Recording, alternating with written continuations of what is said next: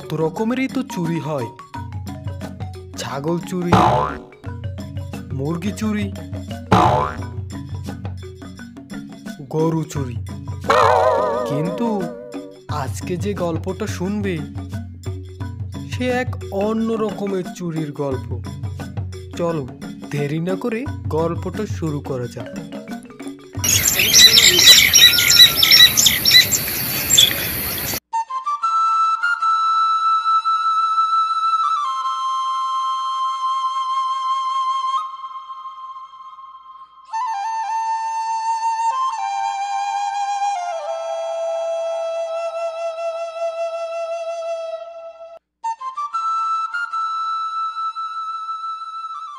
কি বুঝলেন বৌদ্ধমশাই? নারীর গতি খুব ধীর। নারীর যে গতি দেখাচ্ছে তাতে মনে হচ্ছে তোর বাবার প্রেত বেদী হয়েছে। কোনো একটা উপায় আপনাকে বের করতেই হবে। সমাধান একটাই আছে। গ্রামের উত্তরে যে রাজ্য আছে সেখানে গিয়ে ওই রাজ্যের রাজার বাগান থেকে শেওড়া গাছের একটা ডাল আনতে হবে। তারপর এই ডাল বেটে খাওয়ালে তোর বাবা সুস্থ হতে পারে। আর দেরি নয়, আমি আজই রওনা দেব। তবে সাবধান বাবা, এই রাজ্যের লোকজন খুবই বোকা। তারা তোকে বিনা কারণেই শুলে চড়িয়ে দিতে পারে।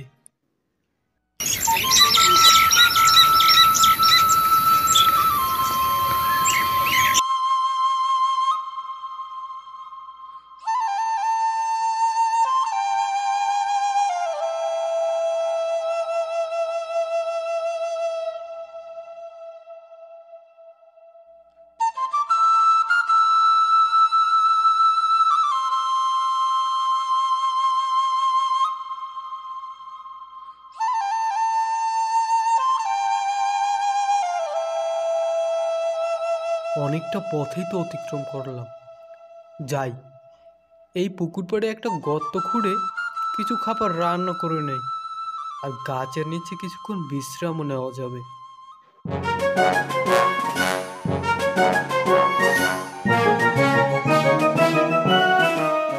ওই দেখ দেখ কানাই, এই লোকটা এখানে কি করছে?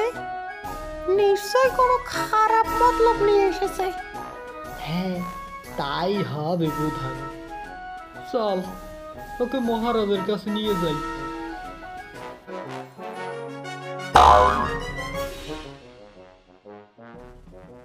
রাজার বাগানে বাসা বেঁধেছিল এক ডাইনি।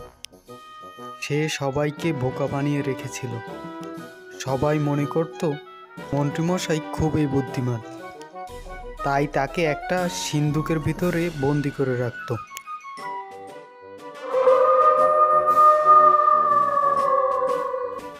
কি হয়েছে কানাই? আগে মহারাজ, আমরা এই লোকটিকে আমাদের রাজ্যের পুকুর পাড়ে গর্ত খুঁড়তে দেখেছিলাম। কেন গর্ত খুঁড়ছিলি?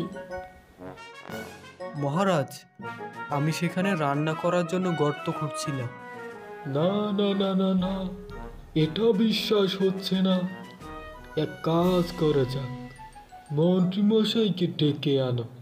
সেনাপতি, ও সেনাপতি, যাও এক্ষুনি মন্ত্রীমশাইকে সিন্দুক থেকে বের করার ব্যবস্থা করো।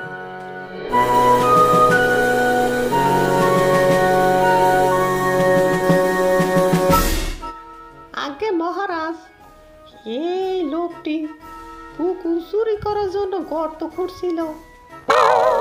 এত সাহস! আমার রাজ্যের পুকুর চুরি করবে? ওকে এখনই শুলে চড়াতে হবে।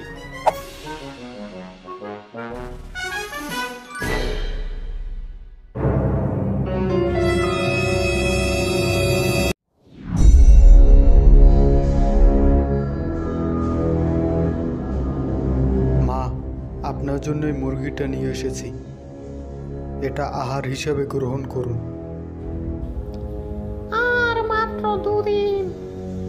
আগামী অমাবস্যার রাতেই এই রাজ্যর রাজাকে বলি দিয়ে আমি অমরত্ব লাভ করব।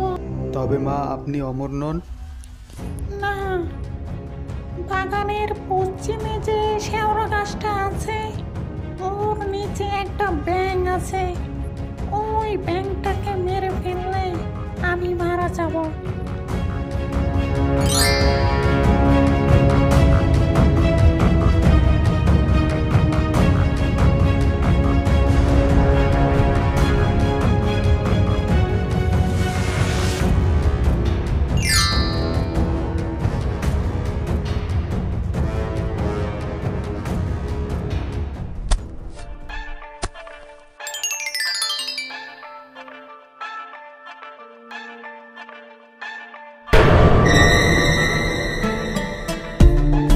পেতনির মৃত্যুর পরেই রাজা ও রাজ্যবাসী তাদের স্বাভাবিক বুদ্ধি ফিরে পায়, আর রামু শেওড়া গাছের ডাল নিয়ে বাড়ি চলে যায়।